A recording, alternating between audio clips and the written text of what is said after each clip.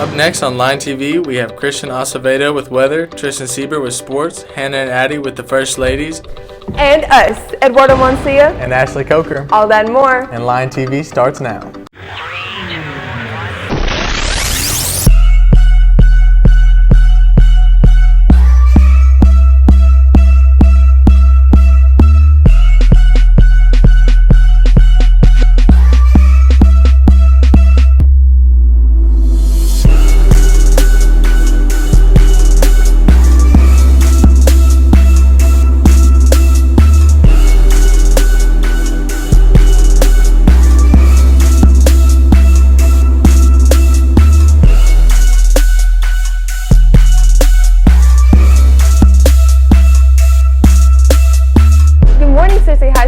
Ashley Coker. And I'm Eduardo Moncia. I love life. Let's get into some announcements. Juniors interested in qualifying for the National Merit Scholarship may sign up in the Guidance Center. The date for this year's exam is Wednesday, October 16th, and the fee for this exam is $18 per student. Students may pay with cash or check.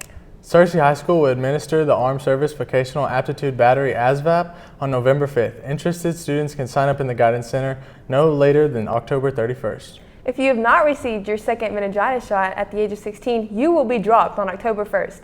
All other shots must be up to date or an exemption letter received by October 1st, also in order to avoid being dropped. The 9th grade student council results are in. Your 9th grade president is Grant Lawson, vice president is Olivia Robinson, and secretary is Maddie Gaines. And the representatives are Kenzie Fortune, Marley Price, and Riley Shelton. These students need to come see Mrs. Edelman in room 204 for information. Congratulations to Joshua Williams and Ethan Job for being the first students to pass a Microsoft certification exam this year. Congratulations, Ethan and Joshua. Many students have the opportunities to begin driving themselves while in high school, but not many students know how much work goes in designing vehicles. Let's take a look at Joshua Cremeen's story to find out how Dodge vehicles are designed.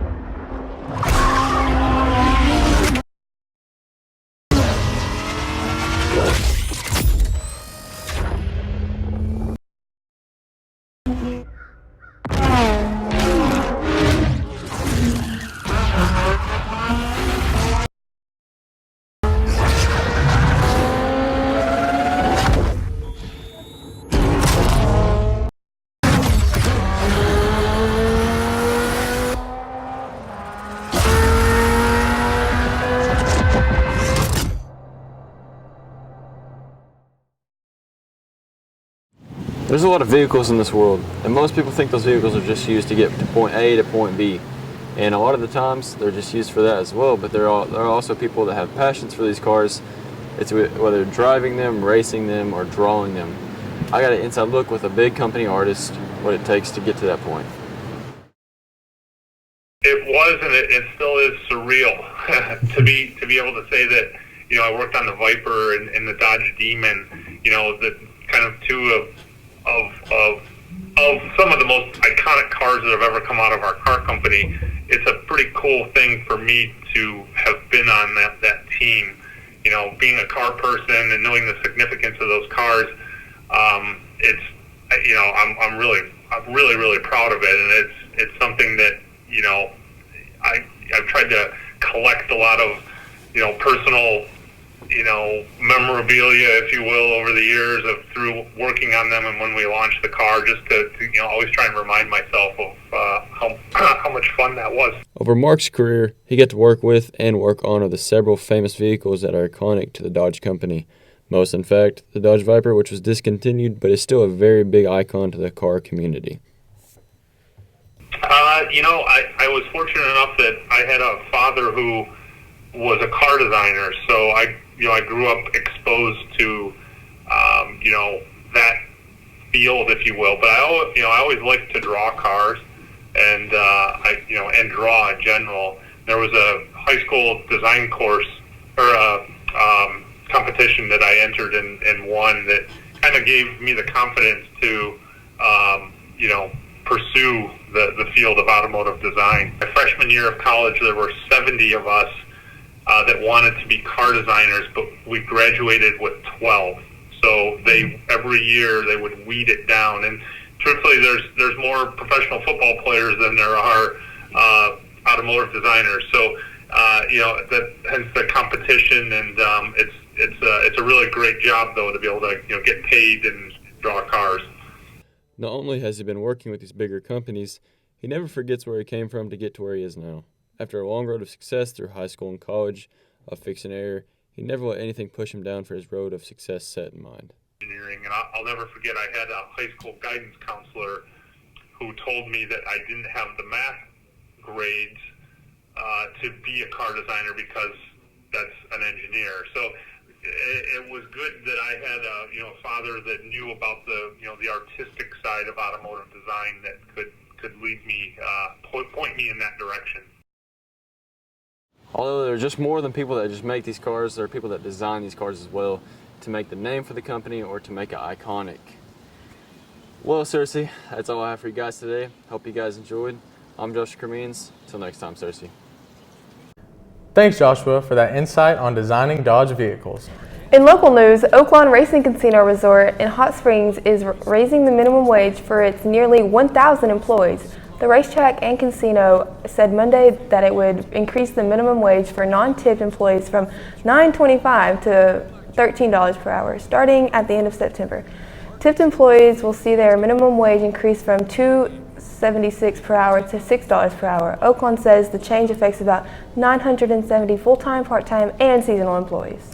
Looking into national news, Ukraine's president was abruptly cast into the center of the political storm in the United States after a formal U.S. impeachment inquiry into the President Donald Trump was launched, a development that was sparked partially by a July 25th phone call between the two leaders. Nancy Pelosi announced this Tuesday afternoon. Volodymyr Zelensky steered clear of the controversy Wednesday as he made his debut speech on diplomacy.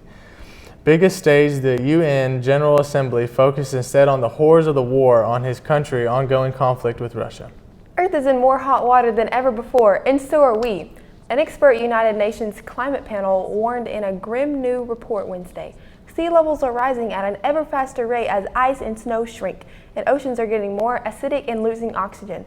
The Intergovernmental Panel on Climate Change warned that if steps aren't taken to reduce emissions and slow global warming, seas will rise 3 feet by the end of the century. With fewer fish, less snow and ice, stronger and wetter hurricanes, and other nastier weather systems. Let's send things over to Christian Acevedo with a look at this weekend's forecast. Good afternoon, Cersei High. Today is September 27th with a high of 91 degrees, mostly sunny with rain at 10%, winds at south-southwest at 13 miles per hour, and humidity of 48%, and your sun rose at 6:58 a.m. On to tonight. Tonight we'll have a low of 70 degrees, partly cloudy with rain at 0%, and winds at south-southwest at 8 miles per hour, humidity at 98%, and your sun set at 6:56 p.m. On to the almanac. High this week is 85 degrees with a low of 60 degrees with a monthly average precipitation of 2.72 inches with a month-to-date of 4.18 inches. On to the 5cast.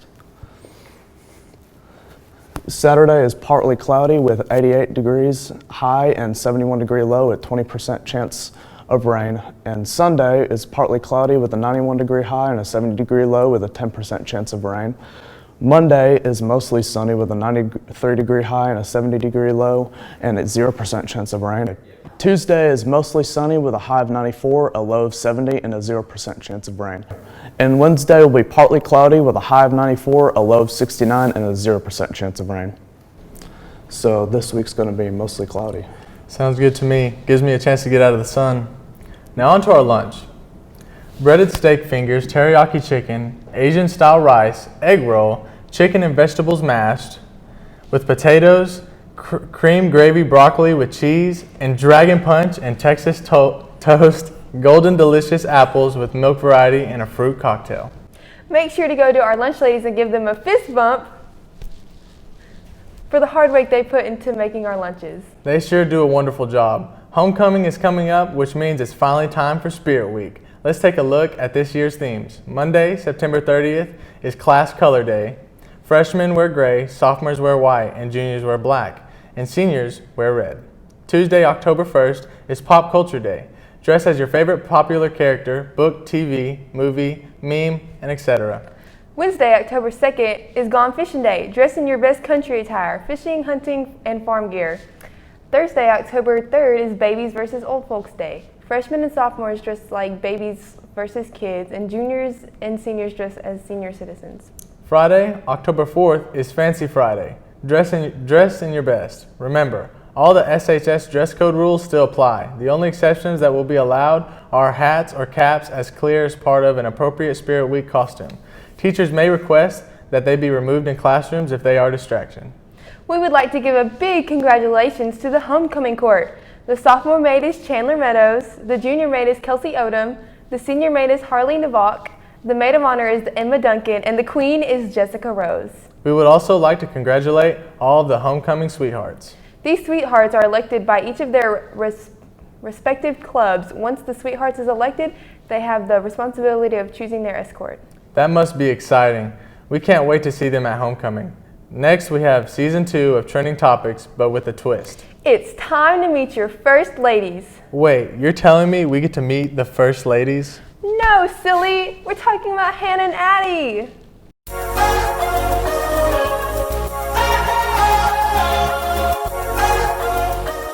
Howdy SHS, it's so good to be back in front of the green screen. I agree. You may remember us as Trending Topics, but we've made some changes for Season 2.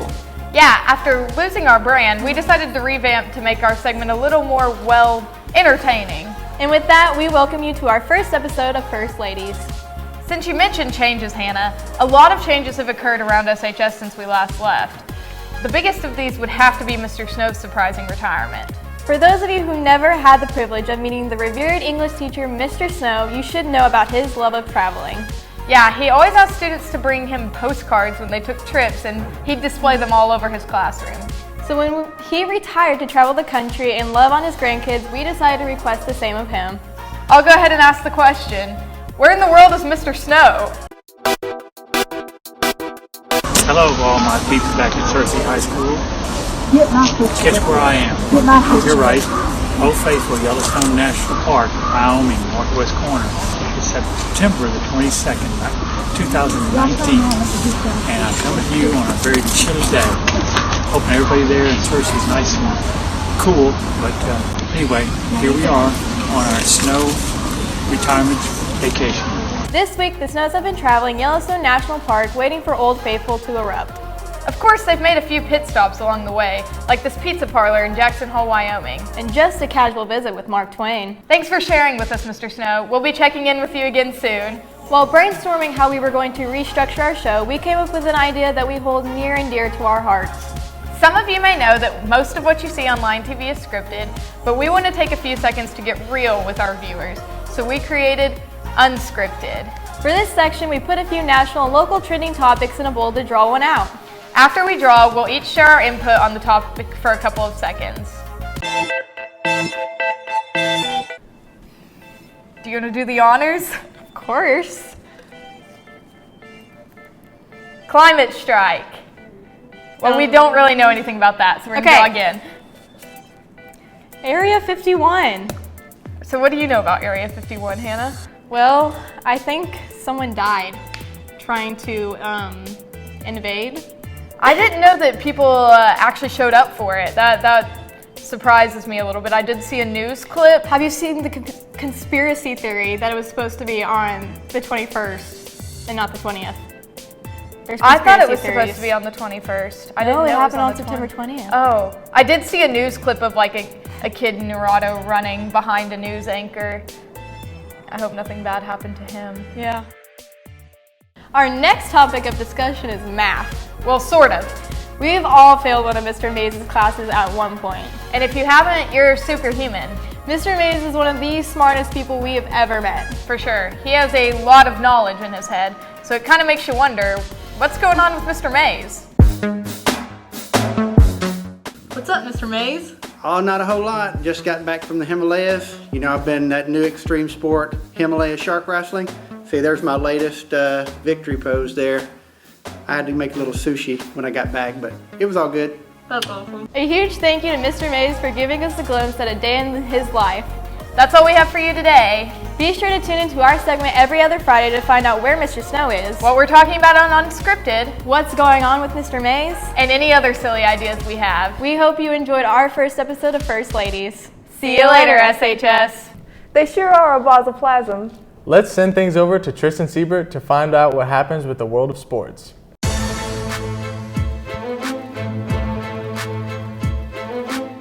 What's up, Searcy High School? It's great to be here. I'm Tristan Siebert. Let's jump into your local sports. The boys golf team finished conference runner-up and qualified for state tournament. On the girls team, Mary Julia Killo and Bailey Dietrich qualified for the state tournament as individuals. Braden Purnell, Mary Julia Killo, and Bailey Dietrich were all in conference. Great job, guys. The Lady Lions volleyball team had a game against Jonesboro yesterday. We don't have the scores for that yet. We're gonna win. So everybody come out Monday, Tuesday, and then Thursday's an away game. But everybody come out to watch us play. Tonight, your Searcy Lions football team are playing against Jacksonville. Currently, our Lions are holding a solid winning streak of 3-0. Hopes are high for another victory. Moving on to national news, New York Giants running back Saquon Barkley has decided to get a second opinion on his highly sprained ankle. After a nasty injury last game, Barkley was told to expect to be sidelined for at least 6 weeks. Barkley is scheduled to see Dr. Robert Anderson this week for a hopefully less daunting diagnosis. That's about all I have for you today, Searcy. Let's send it back to the news desk. Thanks, Tristan, for those updates. Well, that wraps up today's episode of Lion TV. Be sure to go to SearcyLionsPress.com to check out Holden Jones' story about the Searcy tennis team taking the court by storm. If you missed any episodes, be sure to go to our YouTube channel and subscribe to Searcy High Lion TV. And remember to follow us on Twitter at Lion TV, Instagram at Searcy Lion TV, and Facebook at Searcy High School Lion TV. Signing off, I'm Eduardo Mancia. And I'm Ashley Coker. See you next week, Searcy.